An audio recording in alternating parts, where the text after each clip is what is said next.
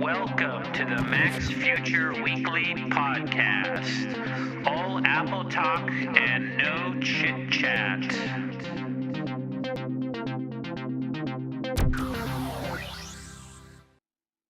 Okay, welcome to episode 125 of the Apple Podcast. This is Lex at Max Future, and there's a lot to talk about, so let's get to it.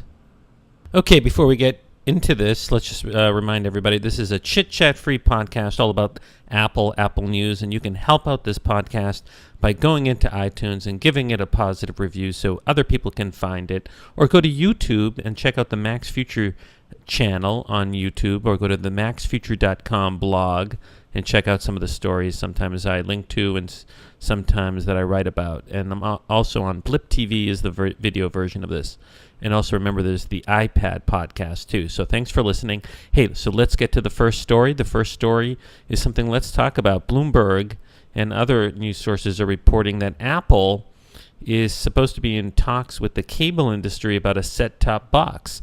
So this is pretty big news because, everybody has been sort of speculating that Apple's developing a real television, a real Apple TV that's not just the current Apple TV is like a little hockey puck sized device that you connect up to a TV and it hooks you up to the internet and allows you to sync your iPad or your Macintosh to it and show content. And everybody thought that Apple was going to come out with a full-blown, 42-inch TV or a 50-inch TV and somehow deliver content to it, and it was going to be revolutionary.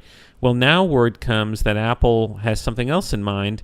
And there were some patents revealed that Apple's working on, like a DVR box or some sort of cable box. But the story from Bloomberg says that Apple is in talks with at least one of the largest U.S. cable companies about teaming up on a product to carry live television and other content, a person with knowledge of the discussion said. And the Bloomberg article says that customers would be able to use an Apple-designed device to access their set of channels instead of leasing a set-top box from cable companies for a monthly fee, said the person who was asked not to be named because the talks are private. And it said, that if there was an agreement, this would be Apple's biggest foray into the television market, which currently is just a hobby. The current $99 Apple TV doesn't carry live network broadcasting and is mainly used for downloading movies and shows from iTunes. And it goes on to say, by aligning with the cable companies, Apple would get access to the variety of channels now available to cable subscribers. And it says here that earlier there were Comcast talks, and it says when it was preparing the first Apple TV in 2007, executives reached out to Comcast about striking a deal, but I guess they weren't able to do that. And they've also been in talks with Walt Disney regarding its ESPN sports network, and so it's unclear. Now, it also says in the article that Time Warner chairman and chief executive Jeff Buki said in July that he planned to talk with Tim Cook, Apple's CEO, about the Apple TV. So who knows, maybe they're making a partnership with Time Warner.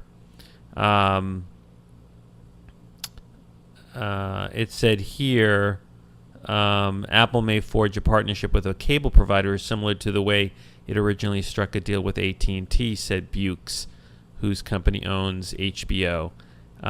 So that's interesting. Maybe Apple will do what it did with the iPhone, which is, Apple had to convince the carriers to carry the iPhone because it was so revolutionary, right? Because the iPhone really, totally changed the way smartphones or any cell phones are, because instead of the carrier having complete control of the device, Apple did. And the only way Apple was able to do that originally was to offer AT&T an exclusive deal.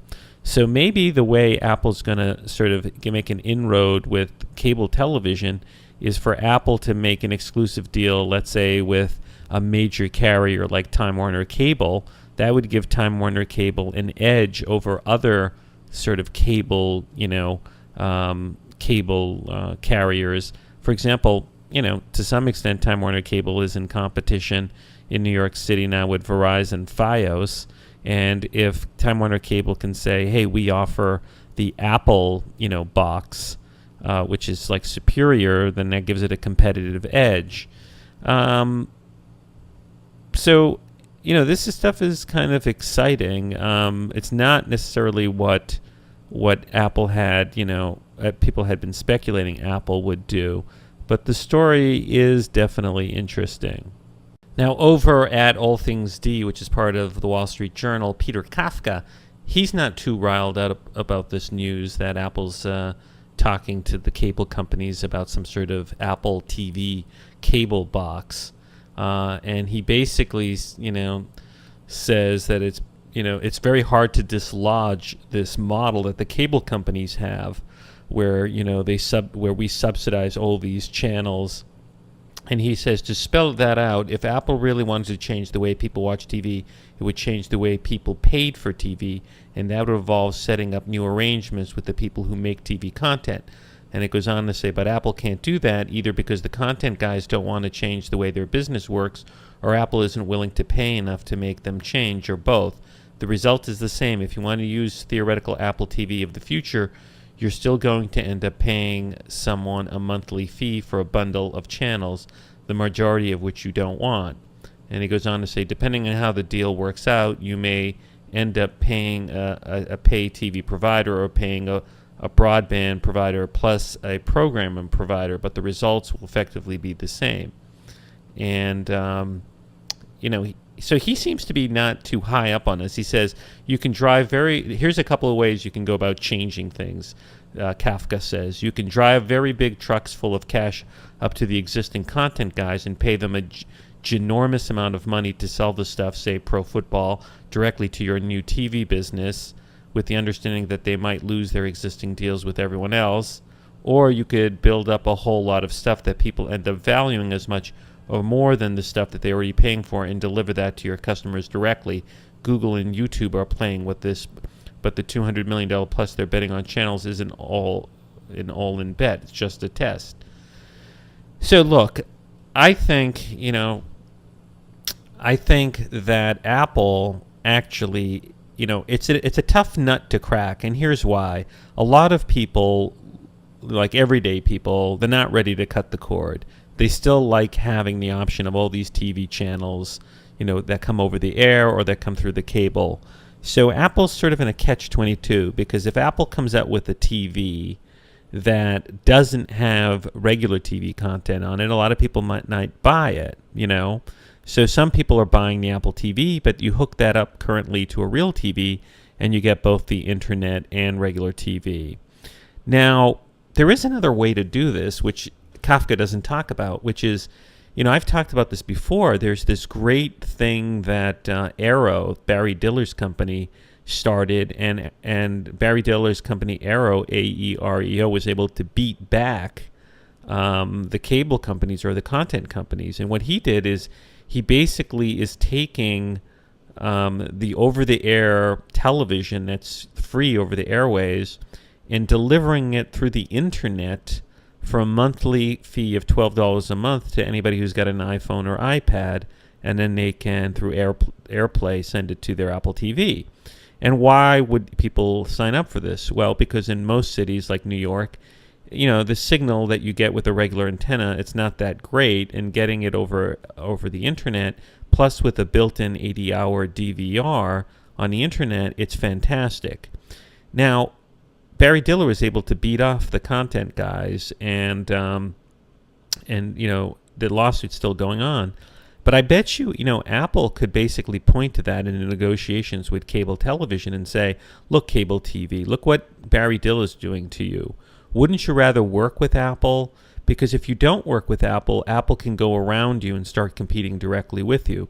Apple, for example, could do what Barry Diller's doing and put up like these teeny little antennas and provide you the free television content over the airwaves through your Apple TV. Arrow is sort of winning that lawsuit, I think.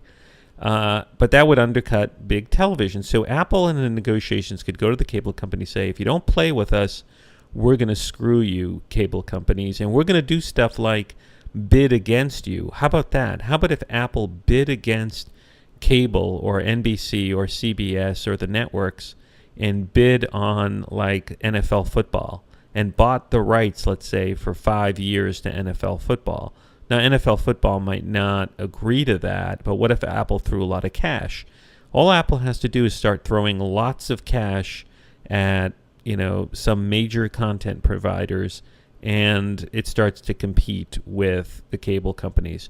But I think Apple's smart, because I think if Apple can control the content coming from regular cable television through a box and mix it up with stuff on the internet, it can help wean people away from cable television by making the experience seamless. One of the things that I don't like currently about the Apple TV is when you hook it up to a regular TV, you got to switch, using the TV input controls from regular cable to the Apple TV. And I would like a TV where it just seamlessly has it built in. So, Kafka is not thrilled with this, but we'll see.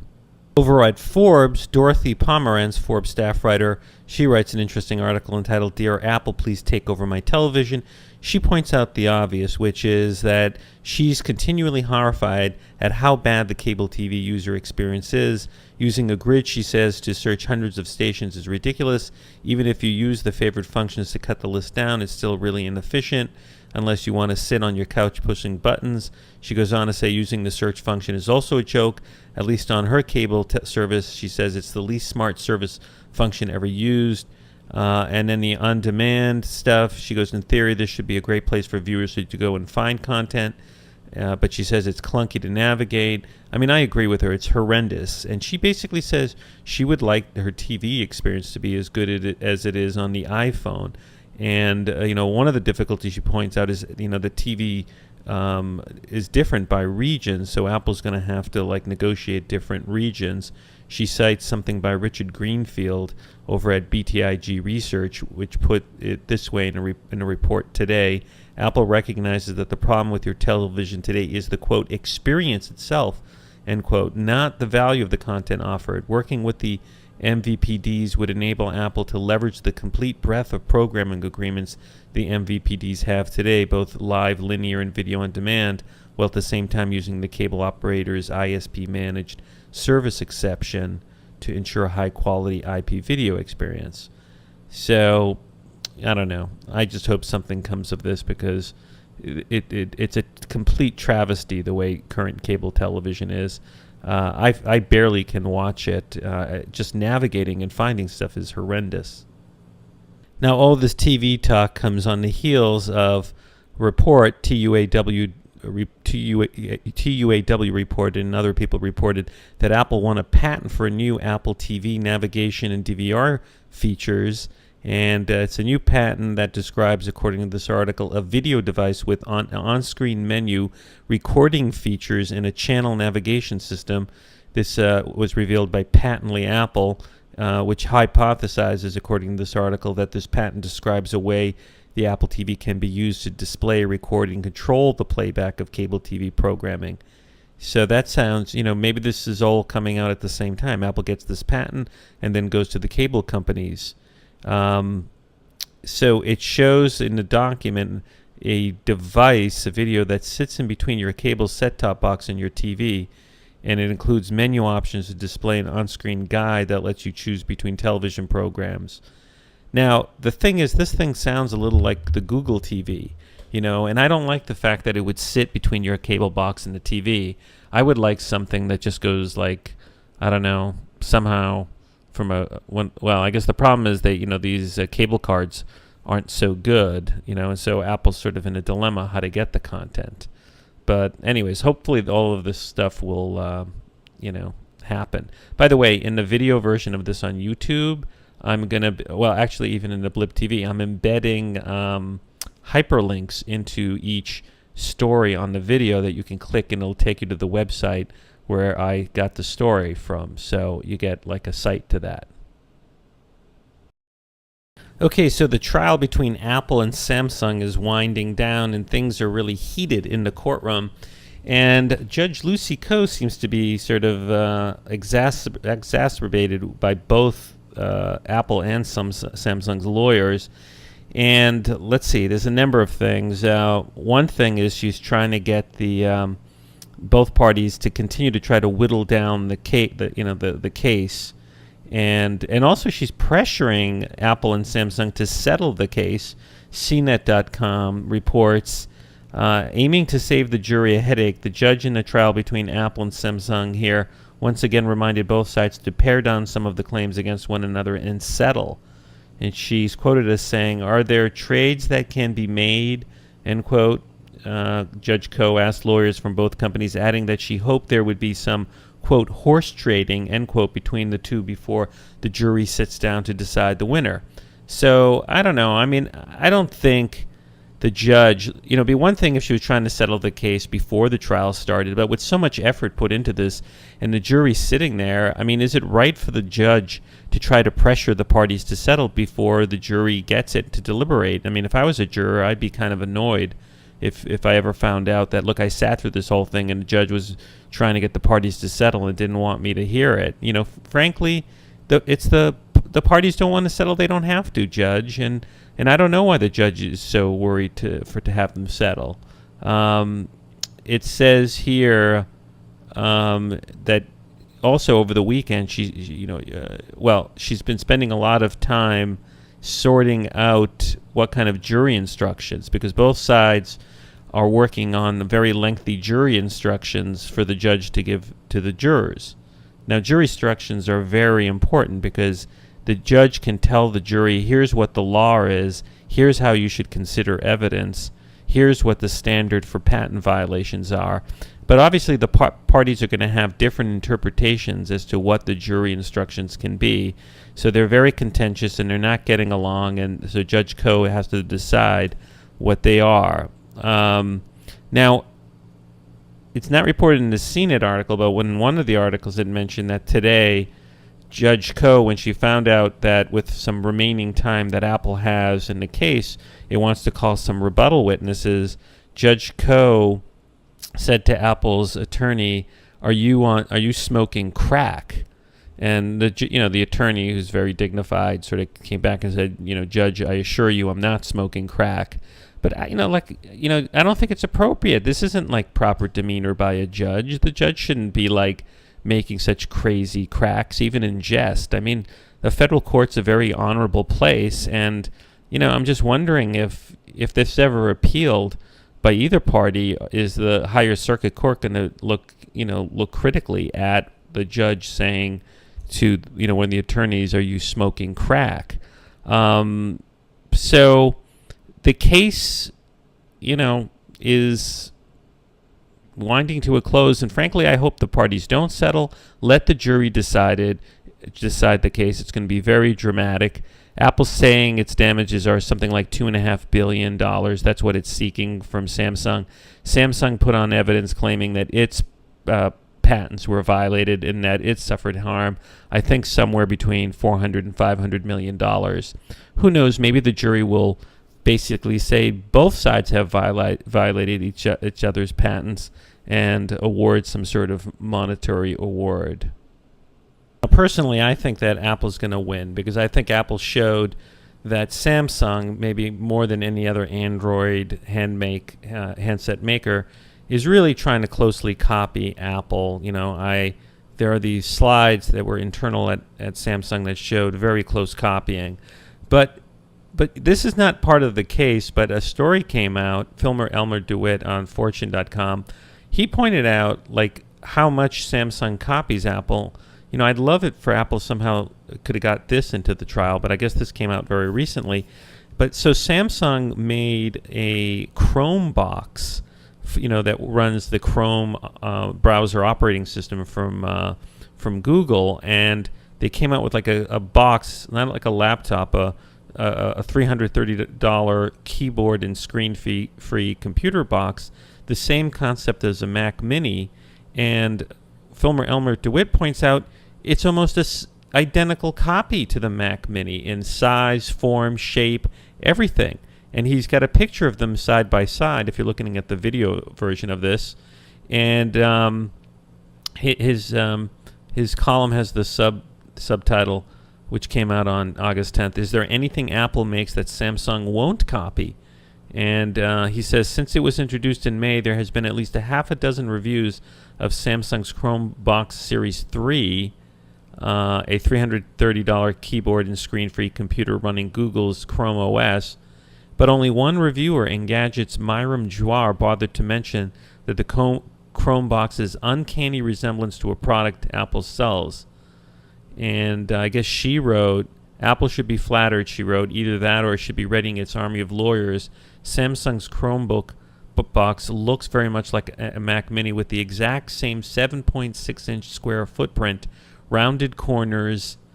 It's thinner, 1.3 inches versus 1.4 inches lighter, and eschews that unibody aluminum shell. So here's the thing, like, how can Samsung claim, like it does with the iPhone, that that's the only way it can make a design?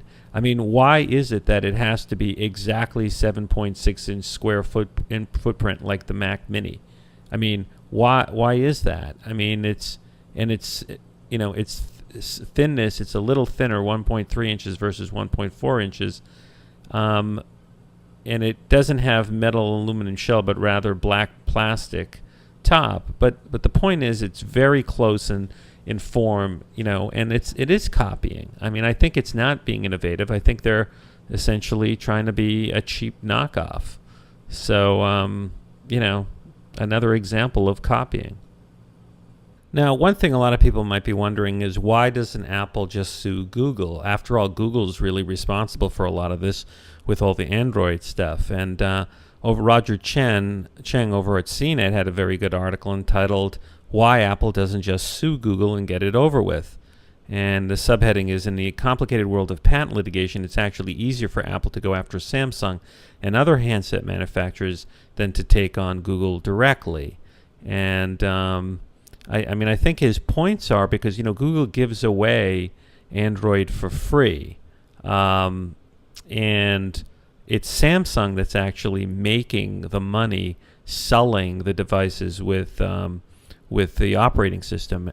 Google makes the money from like advertising, and so part of the thing is you want to tell a simple story to the jury. And so he says that's why Apple is going after the handset manufacturers instead. With the likes of HTC and Samsung, Apple can simply throw up several phones and point to the revenue generated from the devices.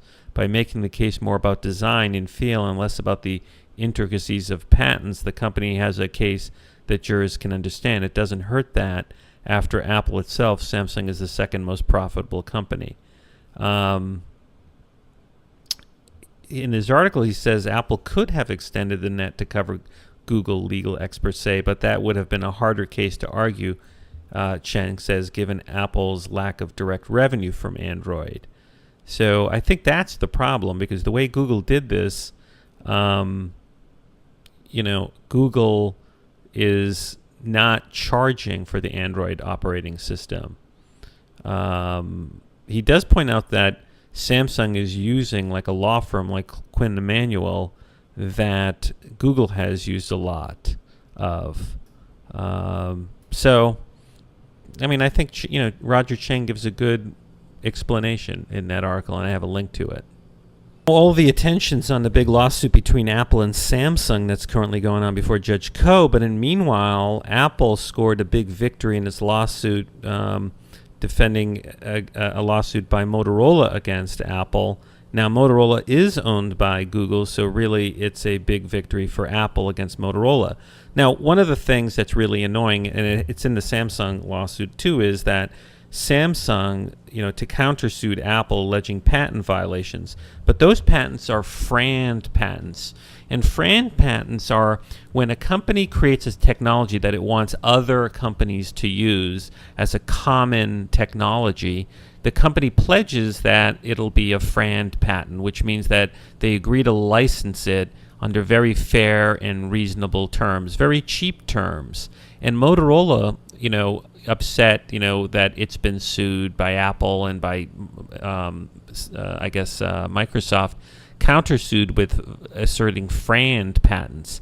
But asserting FRAND patents to stop innovation, or suing on FRAND patents, could be an antitrust violation, because you're sort of seducing other companies to use your patents, and then you're saying, aha, I'm going to charge you a lot of money for it after telling you I wasn't. So that's what Motorola did, and Google bought Motorola in part because it thought it had valuable patents to defend against like all these lawsuits and help the Android device makers. Google paid $12.5 billion for Motorola, and in fact, recently Google laid off a whole bunch of people at Motorola. But basically, let's cut to this lawsuit. So Motorola and Apple are in a Wisconsin federal court, and the judge there granted what's known as summary judgment, according to Apple Insider, which reported on this story.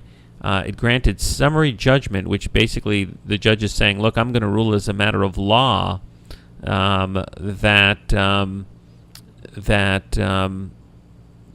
these are FRAND patents. So it says here, a federal judge's ruling has strengthened the case that parties who provide patents to standards bodies must uphold their commitments to offer licensing under fair, reasonable, and non-discriminatory terms. This is a FRAND patent. And it says here, the series of summary judgment requests Apple was granted in the case by Judge Barbara B. Crabb means that Apple is in pretty good shape with the view to the Wisconsin FRAND trial. This is what Florian Mueller said. And it says here that the ruling is a major blow to Google's strategy of monetizing Motorola Mobility's largely standards essential patent portfolio, and comes days after Google announced plans to lay off a fifth of the company's workers. It also says here government regulators in the U.S. and elsewhere approved the acquisition only after noting reservations about Google's commitments to FRAND licensing. So this ruling by the court in Wisconsin, could really hurt the ability of Android handset manufacturers to assert FRAND patents in defending against the patent suits by Apple. Now, one of the more interesting things that has come out in the trial between Apple and Samsung is the revelation that Apple actually licensed designs regarding the iPhone and iPad to Microsoft. And this was kind of a bombshell because everyone, for years, people have been thinking like Apple's arch rival is Microsoft. But apparently on Monday of this week, it was revealed that by testimony from Boris Texler, Apple's patent chief, that the iPhone maker has offered licenses to produce designs a handful of times, and that it includes Microsoft. And basically they cross-licensed the patents, but there was a key condition, an anti-copying provision.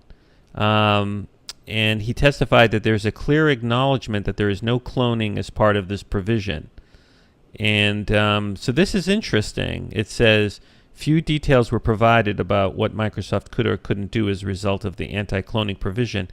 And it says here, but the relationship with Apple is nevertheless interesting in part because of Microsoft's announcement of the Surface tablet in June. But the interesting thing is, the Surface tablet has a lot of twists that are different than the iPad. So, for example, it says here in this article in the Wall Street Journal, the Surface uses the upcoming Windows 8 and Windows RT operating systems, which rely on boxes of constantly updating information as opposed to icons for applications that the iPad uses. In addition, the tablet has a kickstand in the back, something Apple toyed with but ultimately ruled out. And so this is kind of a huge thing. It says, in theory, though, Apple could be allowing Microsoft to use its bounce back patent or its double tap patent, but won't allow Apple to copy the iPhone's trade dress to the degree it says Samsung did. So it's interesting that Apple was able to reach an accommodation with Microsoft. Most colorful headline regarding this revelation that Apple and Microsoft had sort of licensed, the design back and forth regarding the iPhone and iPad was from the Register. I give credit to Andrew Orlowski. His headline was, Apple Microsoft reveal their Molotov-Ribbentrop Pact. Now, for a lot of people who are not familiar with World War II and the events leading up to it, the Molotov-Ribbentrop Pact was where Nazi Germany entered into a secret agreement with Soviet Russia, which had been sworn enemies leading up to World War II. Communists and Nazis were like enemies of each other, but they entered into a secret agreement not to attack each other and to divide up essentially Eastern Europe, and that was known as the Molotov-Ribbentrop Pact. So the analogy here is that my enemy's enemy is my friend, and so maybe what's going on here is Apple, it's according to the Register, Apple and Microsoft have a non-aggression treaty giving each giant access to a range of each other's intellectual property. This means each company can focus its firepower on rivals. And it goes on to say there's peace to others' products. Apple's intellectual property license director Boris Texler told the San Jose court regarding the cross-licensing agreements. The Register points out both Apple and Microsoft have a common enemy, Google, but the pair have gone after the advertising behemoth by proxy rather than directly. Because Microsoft, according to this article, also has targeted Android licenses, taking advantage of Google's naivete and posturing over intellectual property. And it goes on to say, by skirting patent license agreements, it's taken the main advantage, the zero cost out of open source's Android. According to one executive, it's cheaper to license Microsoft platform than the nominally free Android. This forced Google to throw up fast, spending $12 billion on something it didn't really want, Motorola Mobility. So this is interesting. I do think the Register has a good angle on this. This is sort of Microsoft and Apple, becoming friendly with each other because they're so pissed off at Google. Now, this has been a week sort of lawsuits for Apple, and one of the big lawsuits, obviously, that's been pending for a while is the lawsuit against Apple and book publishers by the Department of Justice. And Apple, has been fighting back heavily against the Justice Department. And the latest development is Apple put in a document contesting the settlement that the Justice Department has reached with certain publishers that were also charged in this alleged conspiracy between Apple and the publishers. So if you recall, the Justice Department claims that Apple and the publishers of the book publishers are violating antitrust laws by coming into an agreement where they go to an agency model where the publishers set the price for selling books through Apple and the iPad and the iBook store, and also agreeing to give Apple what's known as the most favored nation clause, which is that the book publishers can't sell books at a lower price than what they're selling at Apple iBook, and if they did, they have to also then lower the price for the iBook. And now what happened was Apple and a couple of publishers refused to settle to the charges brought by the Justice Department, but the Justice Department did reach a settlement with some other book publishers, and the settlement requires that the book publishers end their agreement with Apple where they agree to provide books under an agency theory. And Apple basically filed papers saying that the court should not enter those settlements, that they should wait to see what happens to Apple in its lawsuit with the Justice Department. And Apple makes a very good point, because what Apple's saying is that, and here's what Fortune quotes from the document. It says, basically Apple's saying that the Justice Department was heavily influenced by Amazon, which has monopoly power in the ebook market. And it says here, quote, Amazon was the driving force behind the government's investigation, end quote, Apple claimed in a legal memo filed Wednesday to protest the DOJ's proposed settlement, end quote. And it told a story to the government that has yet to be scrutinized. Amazon talked with the government repeatedly throughout the investigation, even hosting a 2-day meeting at its Seattle headquarters. In all, the government met with at least 14 Amazon employees, yet not once under oath, end quote. And it goes on to say here in this article, the thrust of Apple's latest salvo is that the settlement the Justice Department wants to impose on the publishers puts the cart before the horse. Apple says that the government seeks to terminate and rewrite Apple's bargain for contracts before a single document has been introduced into evidence, before any witnesses has testified, and before the court has resolved the disputed facts. The court's decision would be irreversible, nullifying a non-settling defendant's negotiated contract rights by another settlement is fundamentally unfair, unlawful, and unprecedented. So basically what it's saying is what the Justice Department is doing by settling with these other parties, it's forcing those other parties to break their agreements with Apple when Apple hasn't really been found to have violated the law.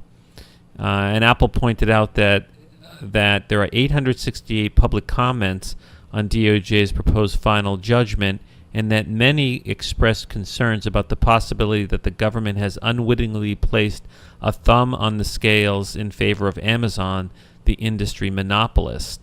And Apple makes a decent point.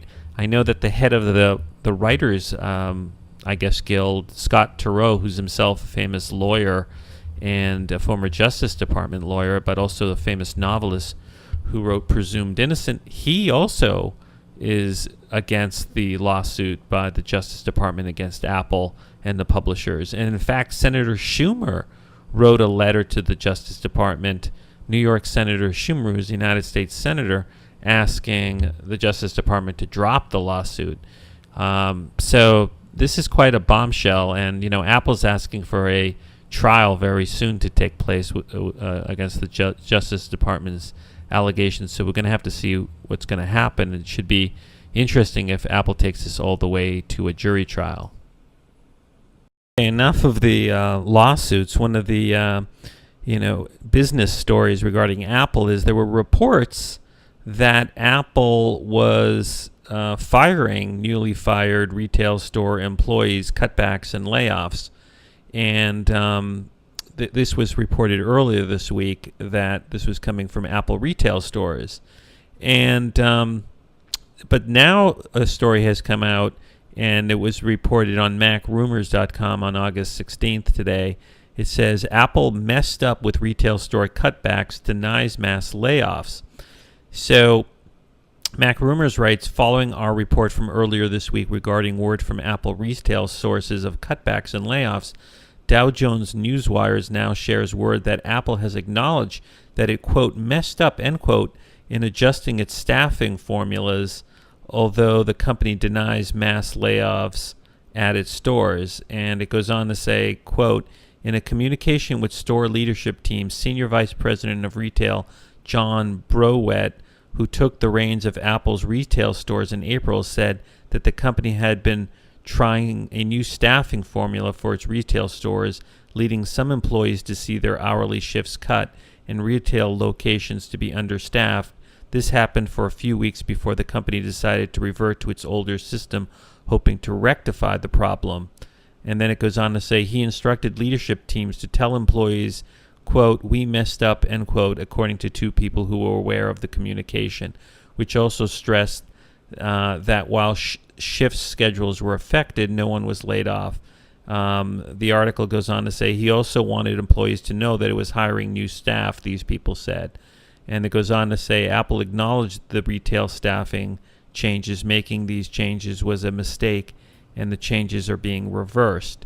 So, I think Jim Dalrymple over at The Loop, Insight.com, he basically said it sounded to him like, that this new guy, John Browett, he was trying to come in and make a name for himself and trying to maybe get profits up in the retail stores. But that's ridiculous because, and as Jim Dalrymple points out and other people have pointed out, the retail stores are not where the big money is made. The big money is made is selling these computers anywhere, like online, whatever. And the retail stores are really there to give, to really set Apple apart through the experience.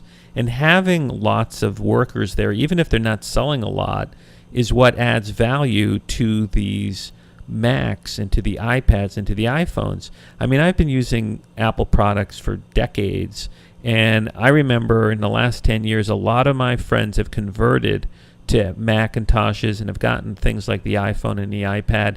And I think one of the reasons they get it is because I tell them, look, with Apple, you get support. The Apple Care is great on the phone, but you can just go to any of these Apple stores and somebody's going to help you and solve your problem. You can talk to them. Like with Google, who are you going to talk to? You can't even get Google on the phone.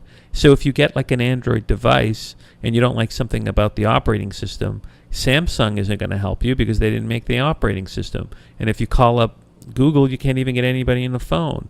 And so I think it's a pity that there was this problem where this is a new guy who they got him from a big, gigantic electronic retailer in Europe, this guy, John Browett.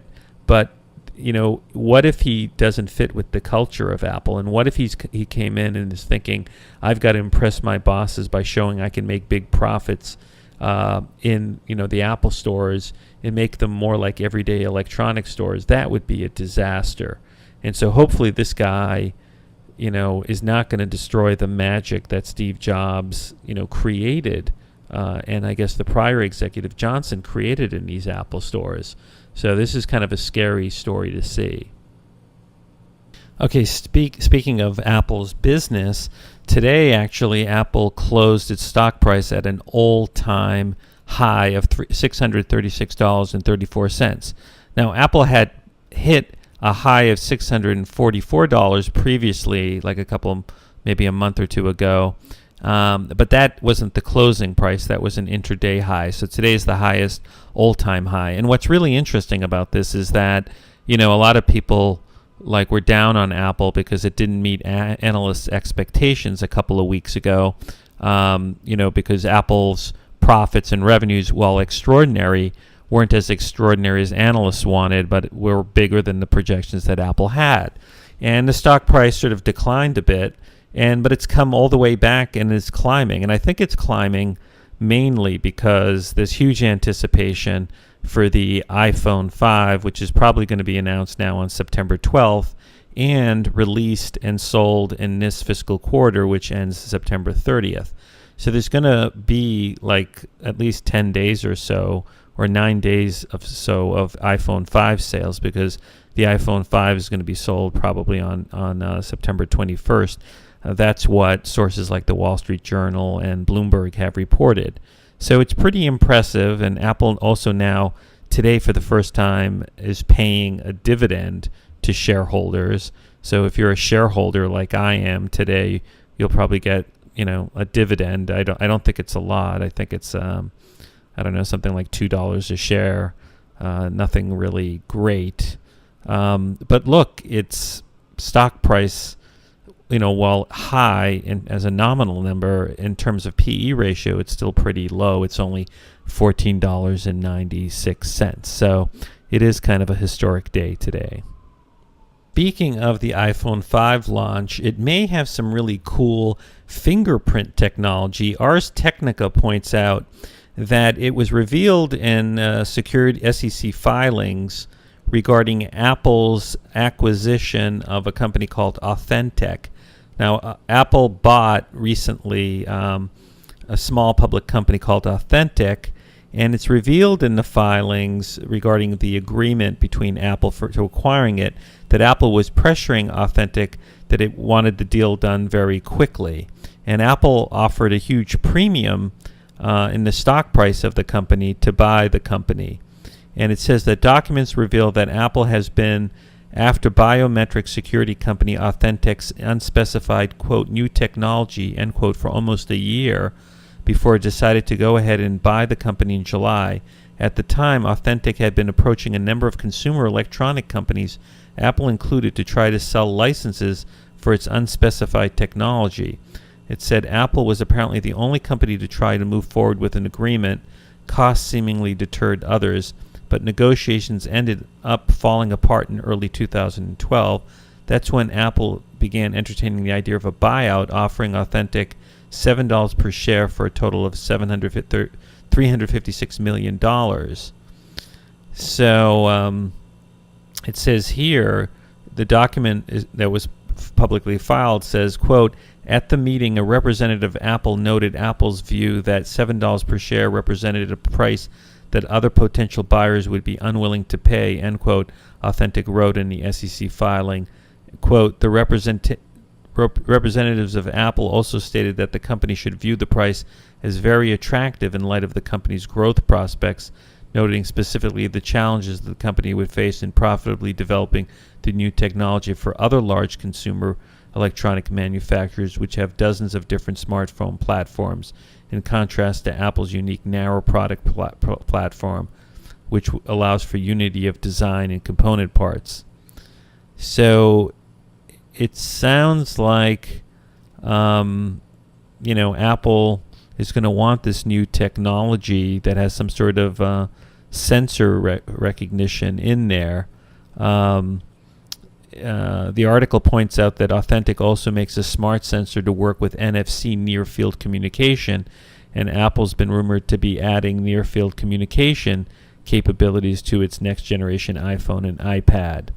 So it's unclear exactly what technology it got from AuthenTec or AuthenTec has, but the point of the article is that Apple wanted to hurry up and have a buyout because it wanted to incorporate this technology. It says here, quote, "Representatives of Apple also noted Apple's desire to proceed quickly due to its product plans and ongoing engineering efforts." Now, this is interesting, and there's a good chance, hopefully, this whether it's fingerprint scanner technology or NFC technology, maybe it'll be in the iPhone 5. Now, in terms of how many iPhone 5s Apple could sell, Forbes reports that at least one analyst projects that Apple could sell 250 million iPhone 5s. This is in an article by Eric Savitz of Forbes. He writes, "The coming launch of the iPhone 5 will be a big event, maybe the most important in Apple's history, according to FBR Capital analyst Craig Berger." And Berger estimates that Apple, over its life cycle, could sell as many 250 million units of the iPhone and generate profits of more than $50 a share. He says it will be, he writes in a research note, one of the largest single product opportunities in Apple's history. So he points out that some investors are fretting over the impact of carrier policies intended to discourage upgrades that will have on sales, but he thinks that factor will be more than offset by the fact that upgrades tend to drive more by product than by eligibility status. I think it's going to be huge. I think that, the iPhone 4S, which, I got the iPhone 4 and then I got the iPhone 4S, and the iPhone 4S, in terms of the hardware, was a nice bump up. I mean, it had a much more powerful processor, much better camera. And the reason I justified not getting a subsidized iPhone 4S is because I use the camera a lot, for family photos with the kids. And just having, to me, it was worth paying extra money because it was like I was getting a much better camera because you have the iPhone around you all the time. You end up taking more photos and videos on the spot. Now, the iPhone 5 is probably going to be a different design, and it's also going to be on LTE network. So those facts alone, there's going to be a lot of people who had iPhone 4s or even iPhone 3GSs who just sort of sat on them, who are going to upgrade to the iPhone 5.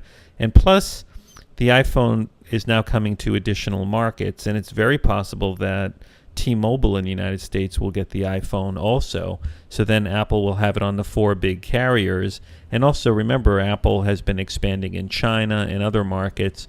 So I do think that this is going to be just one massive sale. I think you're going to see so many iPhones sold. One of the cool things that could be in the iPhone 5, according to SlashGare, is something known as in-cell touch technology. A patent which Apple has, and basically it's been revealed this week, according to the article, that Apple has a patent on something called in-cell touch tech, and the new technology, according to the article, will allow Apple to work with significantly thinner display in the next generation of the mobile devices, including the iPad, and allow for bigger batteries or thinner devices overall. And the patent shows how the LCD and touch recognition hardware can be integrated into one unit instead of two. So right now you sort of have like a touch plate that has touch stuff and then glass, and instead it shows that the LCD and the touch recognition hardware are integrated into one unit instead of two, so then you can make things thinner. So I do think you're going to see a significantly thinner iPhone 5, and eventually that'll make its way into the next generation iPad. We could also be getting illuminated colorful touchpads, according to CNET, regarding a patent that Apple got. So Apple's getting a lot of patents, and so apparently another patent it got was something called Illuminated Touchpad, and it applied for it in April, and it was published now. And it says, quote, one aspect relates to devices capable of illuminating the touch-sensitive surface of the touchpad, end quote. Apple writes, quote, not just in backlighting so that the user knows where the touchpad is located in low light conditions, but also to give other feedback related to how the touchpad is being used. So this is kind of interesting. Apple Insider originally saw the patent, and it says the big draw in Apple's patent application, however, might be the technology's other function, response to pressure and motion characteristics. It says here, according to Apple, depending on how hard a person presses on the touchpad or the way in which they move their fingers across, the technology would modify its appearance. So this is kind of wild. It says here, another aspect relates to methods for providing feedback at the touchpad. For example, it says changing intensity or color based on motion characteristics and or pressure, providing an illumination point that follows a finger as it moved about the touch-sensitive surface, showing different states with varying levels of brightness or color. It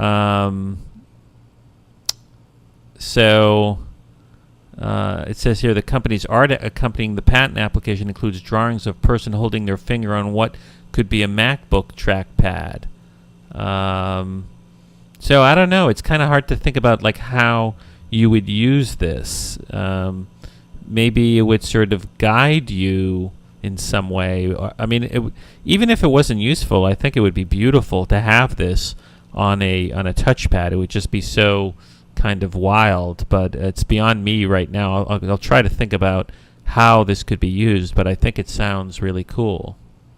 Now, patently, Apple has revealed another patent that Apple has sought that looks like it might be trying to take on Adobe and its big applications, Photoshop and Illustrator, which are industry, leaders in imagery and designing things. And basically, it's patently Apple points out that Tim Cook confirmed in an email to an Apple customer in June that the company is working, quote, on something really great, end quote, to address the professional market. And it said earlier this week they got a patent for radical radial menus patent that illustrated the new system that would apply to the iMac. And it said that the patent office published a jaw-dropping Apple patent that reveals that they're working on a new advanced graphics app to take on Adobe's Photoshop and Illustrator. The new app would also be aimed at Macs and the iPad. The system is being designed to work with both the mouse and touchscreen gestures. It says Apple's two detailed patent applications cover the basics of graphics app and their new simplified object layering system. It's clear that Tim Cook's email message about something really great is on the way, for the professional market is starting to take shape. So, it's interesting. I mean, I really don't understand all these patents designs, but it's supposed to work with a mouse or a touch screen, and it's going to have something known as a graphical display system.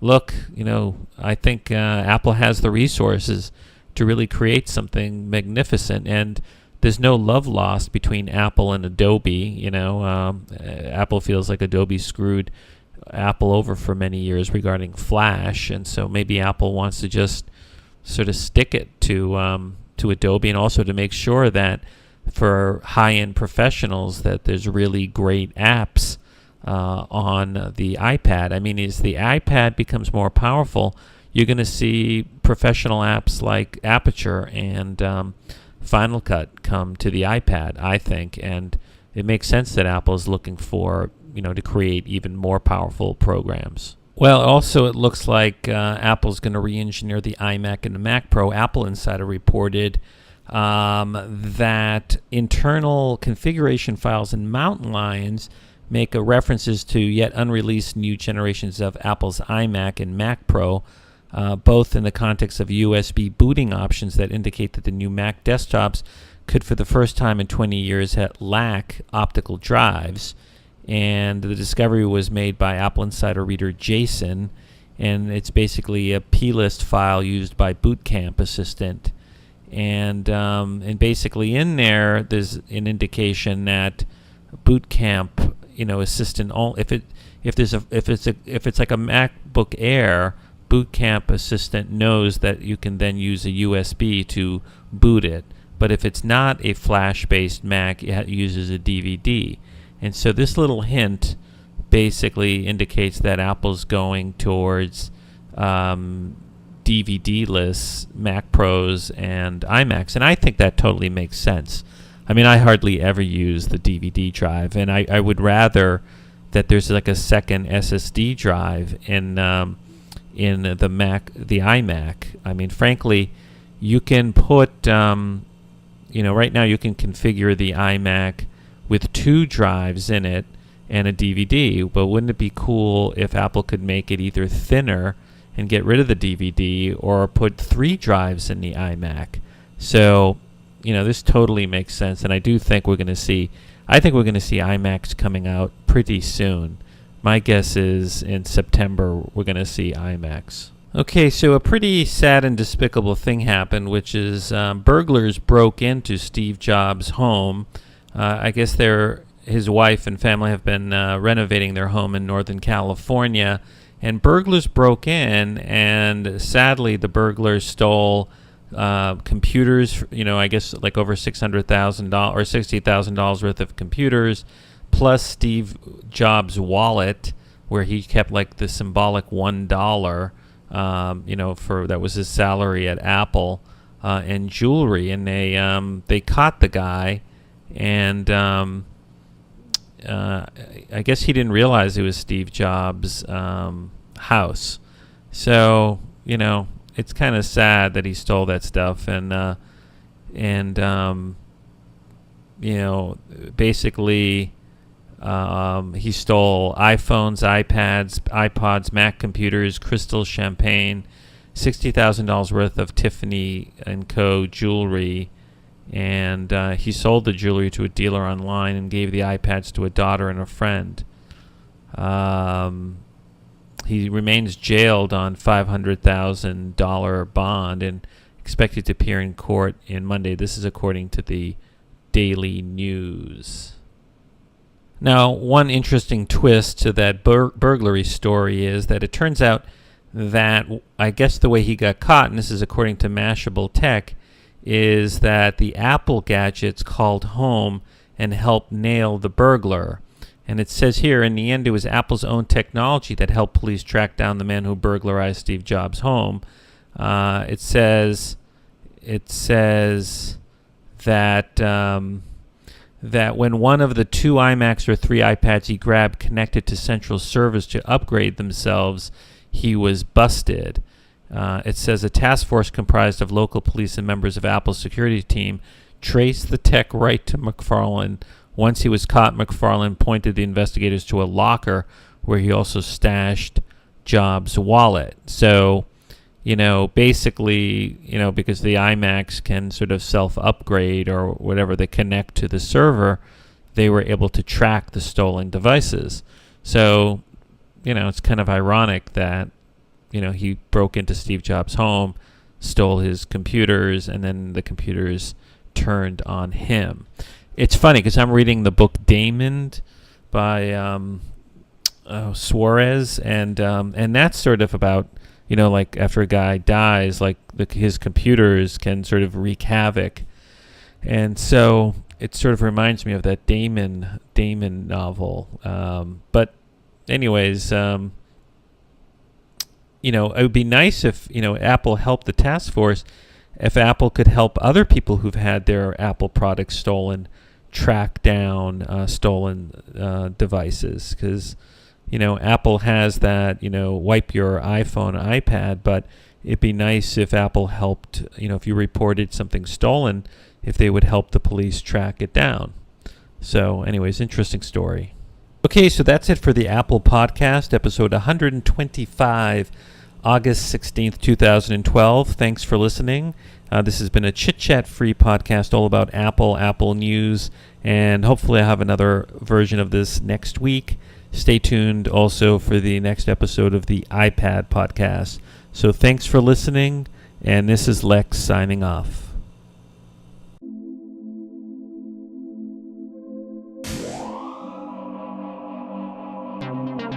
This has been a Max Future production.